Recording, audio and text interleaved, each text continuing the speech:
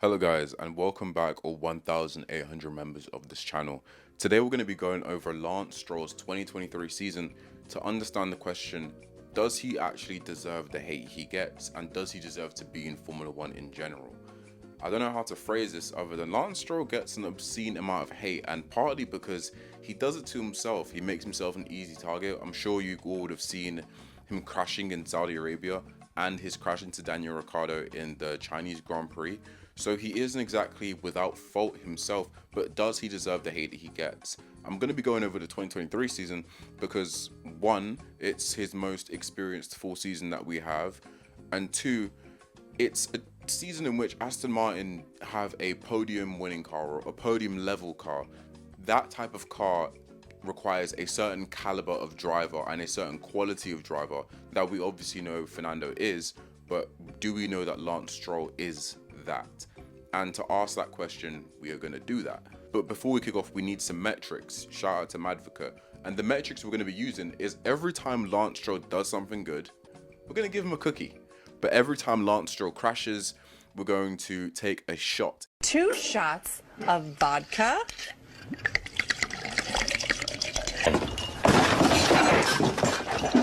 If you don't drink, you can do a one-handed press-up in honor of the fact that me and Lance Stroll both hurt our wrists. So you can do a one-handed press-up. Every time Lance Stroll underperforms, you can do another one-handed press-up. Every time Lance Stroll costs Aston Martin a place in the championship at the end of the season, you're going to do 3 press-ups. So if he crashes and underperforms in a weekend, that's 2 press-ups. So without further ado, let's go on with this. Formula 1 starts in Bahrain. Now, before this race starts, Lance obviously hurt his wrist. And so getting to the track was pretty cool. The fact that he qualified P8 and finished P6, I'm going to take it. Obviously, he crashed into Nando during the race, on the first lap of the race. So he's going to get a point for crashing. But I'm going to accept the P6. And you may be asking, why are you going to accept a P6 when Fernando was in P3? For 2 reasons I'm going to accept this. One reason was obviously because his wrist was hurting. And 2, because Fernando getting P3, of course it's great and it's amazing and it's the full potential that car could give him. But at the same time, I don't expect Lance Stroll to actually be exactly where Fernando is. Not all the time, at least. Obviously, I expect him to get the odd P4 when Nando is on the podium. But really and truly, if he gets 5th place when Nando was 3rd, I still think that is a solid result for Aston Martin. Maybe Charles is, performing pretty well. Maybe Lewis is performing pretty well in that race, and they just pip him to the 4th place spot, and that can happen. So I will accept 5th places, but because of the whole wrist, I will move that down to 6th place for this Grand Prix. So we start off actually pretty strong. Lance has had a good performance. He does have a crash, but that's actually pretty decent. Next up, we have Jeddah. Now, Lance Stroll qualifies P6, and I'm just going to preface this now. Whether Lance Stroll qualifies P2 or P18, I'm not going to give him props for it. Unless you only race in Spa in 2021, points aren't given for Saturdays. And so if Lance has a great qualifying but a horrible race, on balance, it doesn't really matter. He had a good qualifying in general. As we saw in China, Lando Norris had a great qualifying session getting pole position. But it didn't really matter much because by the time it got to like lap 3, he was in 5th or 6th place. So I think it's more important to focus on where the points are actually scored. But props to him because he is qualifying as of right now exactly where he should be in P6. And better yet, off the line, he manages to get the Ferraris and now he's in P4, putting in a fantastic race, my ad.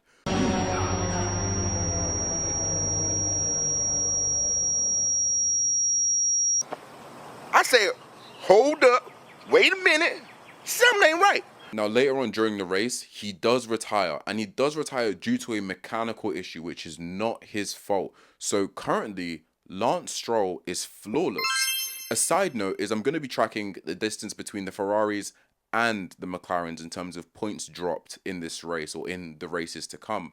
And so I don't think he drops any points because this was going to happen inevitably and this wasn't his fault. The same thing with Bahrain. Although he did get 6th place, I do think he maximized where he could. And so he didn't drop any points. And so for the second race in a row, although the Lance Stroll haters might not want to admit it, Lance Stroll is doing very well. He's doing very well. And this can only mean one thing as we go down under into Australia. No, no, no, no, no, no, no. Wait. Wait.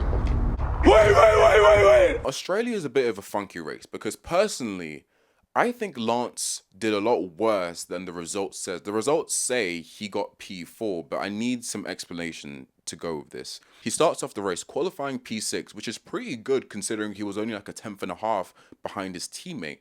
But when the race starts, he misses the first braking zone, spins Charles around, and hits Nando as well. So I'm tempted to give him 2 points for crashing, but I'm just going to give him 1 because I value your health. He then trundles around in what is P6 behind an Alpine, and towards the end of the race, we have the red flag. Now, on the red flag restart, he is now P6. However, on the restart, Sainz hits Alonso. Alonso spins out. This causes Gasly to slow down, and then he drops back a couple of positions. He then hits Ocon, and they come together, which means that that lap gets voided. However, they decide to go for a safety car lap to essentially finish the race. But Gasly doesn't have a car anymore, so he's out the race. And Sainz has a penalty for hitting Nando for a lap that doesn't exist. So that means that Lance Stroll from P6 trundling round in a race that I would have deemed as an underperformance, because remember, he has to get P5. He went from P6 to now P4. So technically, he did have a good race, but to me, he didn't have a great race. But the rules are the rules for now. So I'm going to give him a +1 for a P4, but I'm also going to give him a -1 because he did crash into Charles at the start of the race. No, you just fucking suck. Now, this is where Lance Stroll starts to show his true colours in Azerbaijan. To be fair to him, he scored a point in the sprint race, which they didn't exactly perform that well at. And Azerbaijan seems to be a track where Aston Martin actually slightly struggled a bit. But I'm not really going to cover sprint races because they don't float my boat. So I'm not really going to cover them. And he doesn't really perform too well in them for the most part. But in the race, he qualifies P9, hits the barrier, ends up P7. So that's an underperformance and a crash. And he also loses the first points of the season. He loses 6 to Ferrari and 4 to McLaren. Obviously, McLaren hasn't had their resurgence yet, but these points will add up. Next race, Miami. Now, Miami is when Lance Stroll decides to stop playing. He decides to show everyone exactly what he's capable of.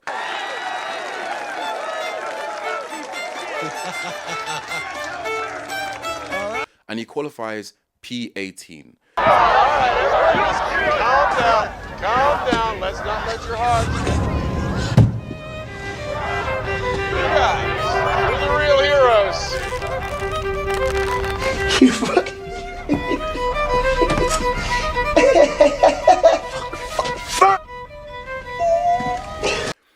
He then decides to not crash in the race.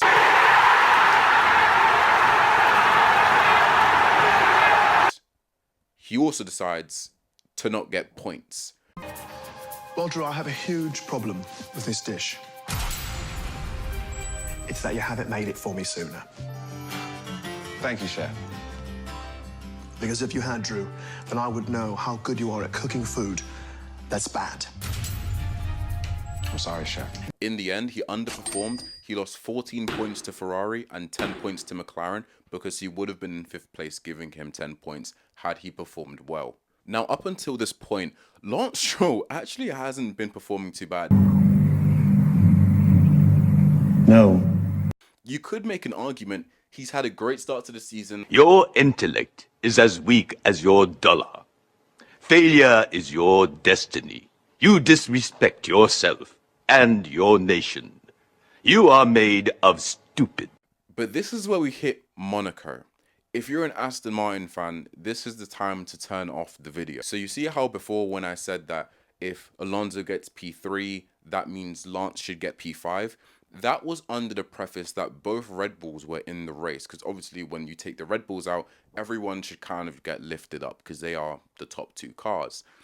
However, Sergio Perez crashed in qualifying, which essentially bumps up Nando to P2, which does mean that the standards for this race are raised from P5 to P4.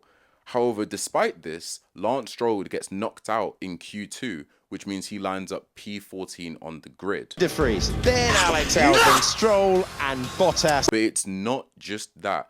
In Monaco, you can't overtake. So let's just give him his point now for underperforming because he won't get to P5. Not only this, he decided to crash 3 times in the race, twice on 1 lap even. In the end, losing 14 points to Ferrari and 12 points to McLaren. He went to the intermediate tyres first. Putting on, it was pushing.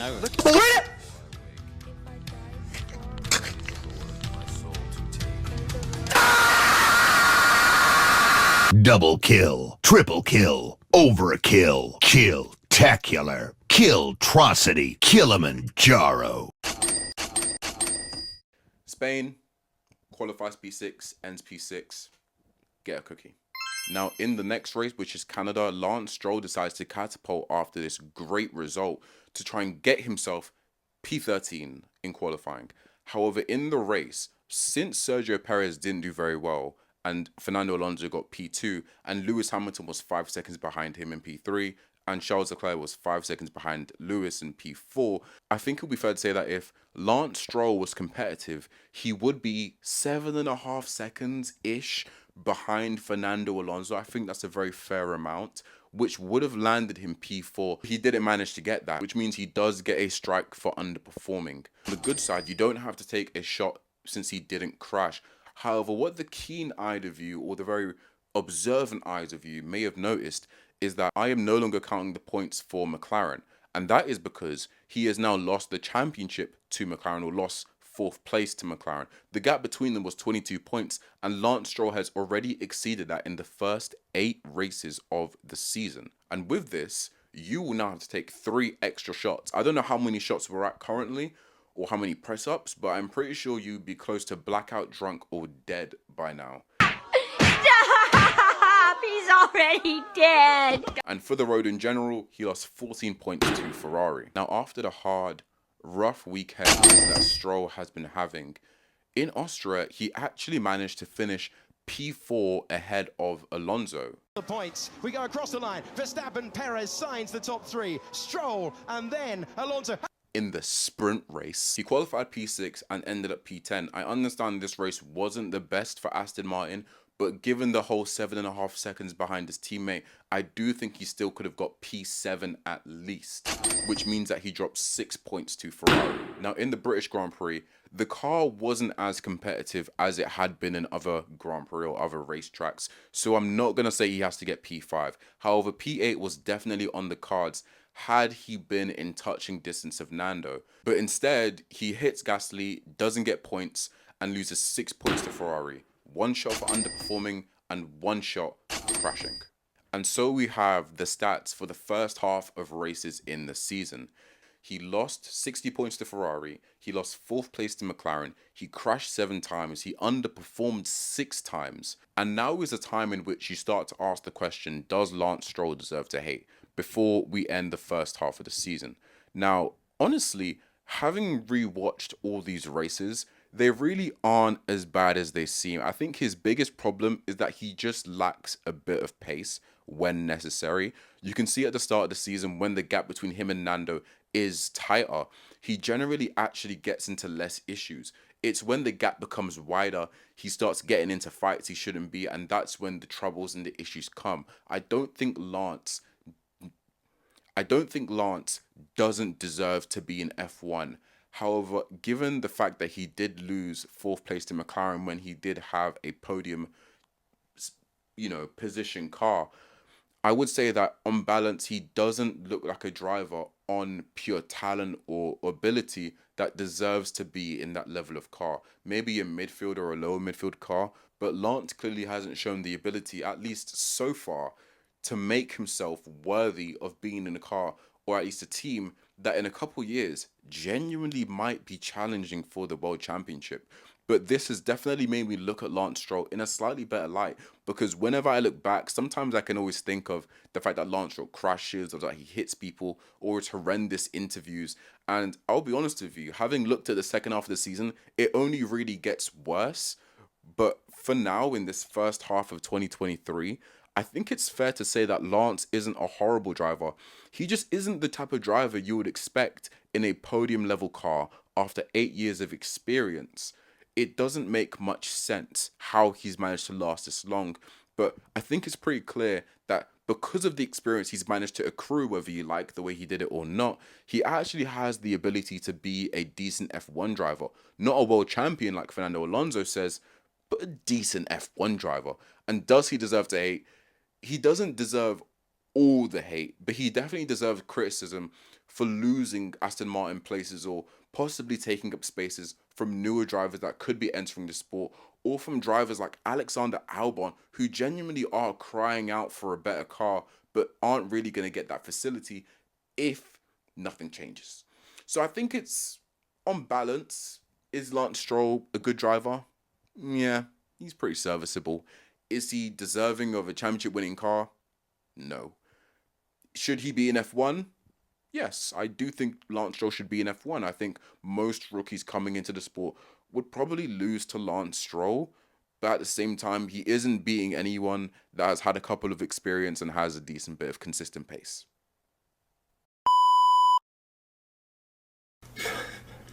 That don't work. There's no way out of this one. You're done. You're done.